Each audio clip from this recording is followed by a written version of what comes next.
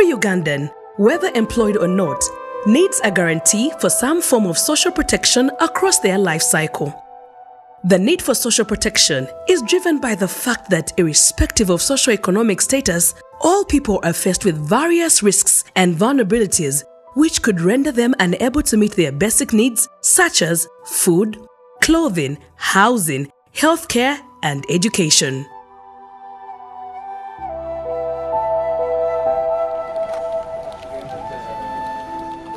Stephen Kasaija. I'm the head of the Expanding Social Protection Program Management Unit under the Ministry of Gender, Labour and Social Development.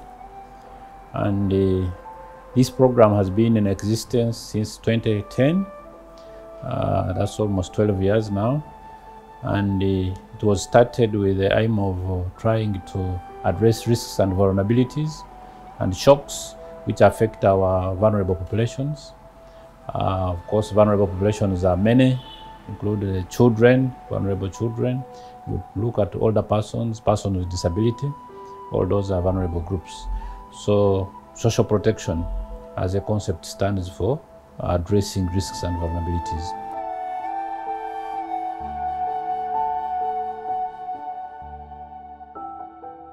Uganda is currently implementing the Social Assistance Grants for Empowerment SAGE, a program which delivers the Senior Citizens Grant to eligible beneficiaries across the country. The grant is a regular and predictable income support to older persons and vulnerable households. SAGE is part of the Expanding Social Protection ESP program implemented by the Government of Uganda under the Ministry of Gender, Labour and Social Development, funded by the Government of Uganda in partnership with the Foreign Commonwealth Development Office, FCDO, and the Government of Ireland. So as Government of Uganda, we started this program with the support of our development partners, the Government of UK and the Government of Ireland.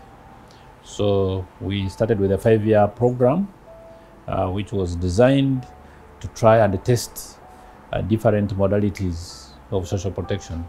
One of them was to test the cash transfers, or what we call direct income support, to vulnerable groups.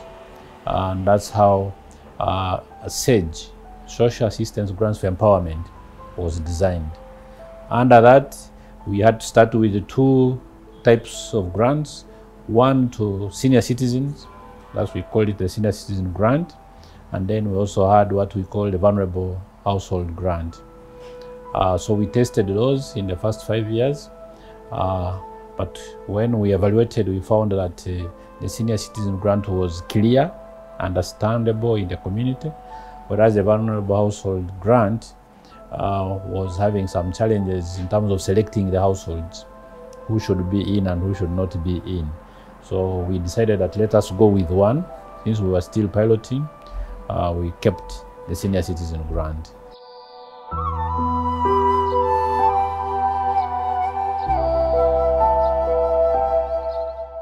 Since inception, the Expanding Social Protection ESP program has undergone a lot of transition right from the pilot phase where only 15 districts were reached through the phased rollout that brought on board 50 additional districts, and now the recently concluded national rollout covering all the districts in the country, reaching older persons of 80 years and above.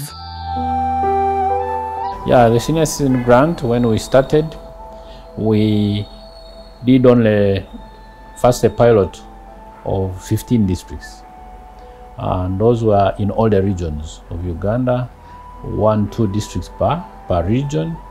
So the whole idea was to test the mechanisms of delivering this. Can the cash work? Do we have the systems for delivering it? So all those were tested and we found it worked, and we had all the impacts.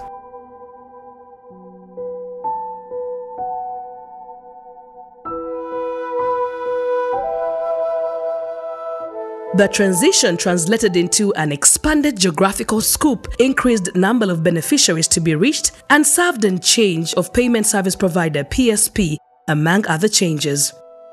So in terms of the scope, after that learning, there was a lot of demand generated from the communities the people who are benefiting, but also other older persons who are not in the program.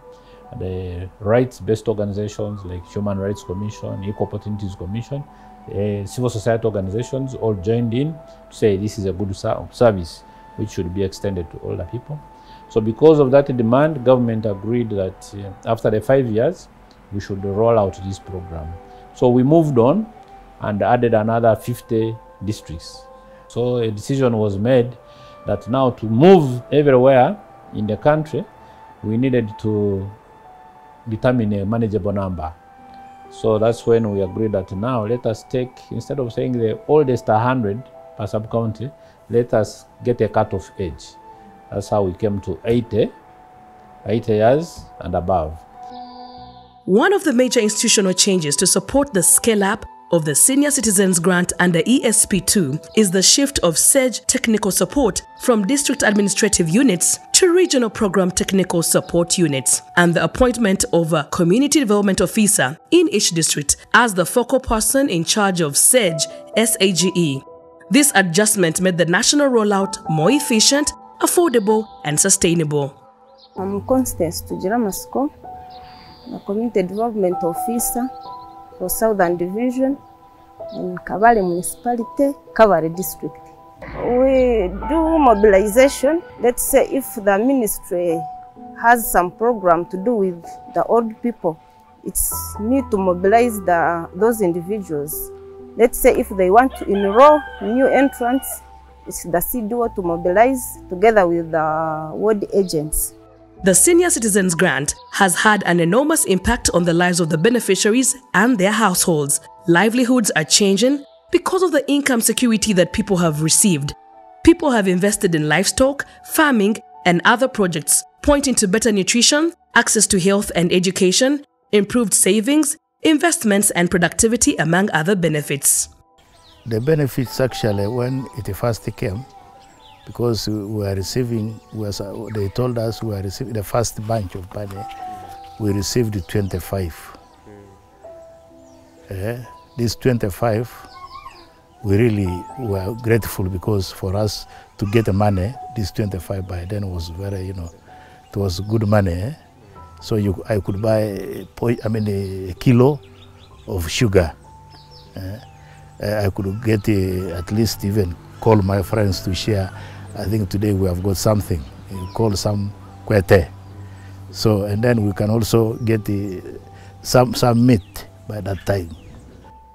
Batanke kutwa sentezi nanyo kinachuiremu nkabanza kuiteka msirwa rosemary natandika kuitemese kisaka na bya rosemary yegi ate ubunayongire nkaba nindu mu butunda nabwo nakoraki natandika kubulima kabanza kubulima haishaho warugaho nengerana hati nabugara ishyaka buri bwagena bukunguka hanyuma ikirugiremo hatobwire bunu natandika kutunga empunu hanyi kinabona zyankonyera empunu natangiye kuyitunga ni intunda ni hamwe akasente akukonyera ekayange mukazi wa hamwe n'abana bange.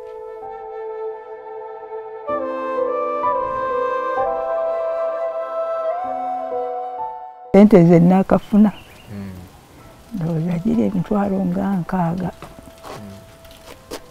abazisobamu awo sikyajjukira bulungi kubanga nze kazitanzifuna naye nkola ebalirya ne mmanya nti zituuse bwe ziti nenziteeka awo ku kayumba kange ako ne ngamba oluvannyuma ndifunamu ate ekigenda mu maaso naye nga sizizizza ku mmwe kuzoonoona.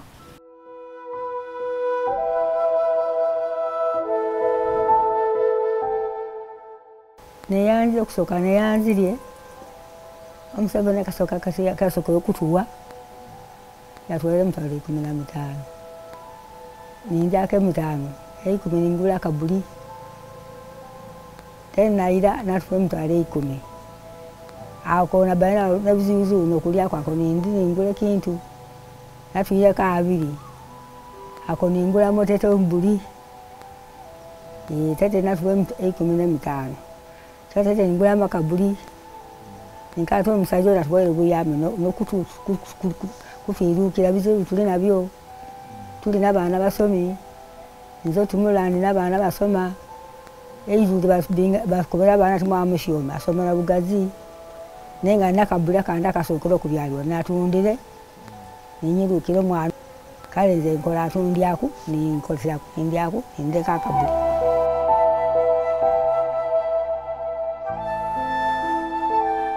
In conclusion, the Senior Citizens Grant is extremely successful.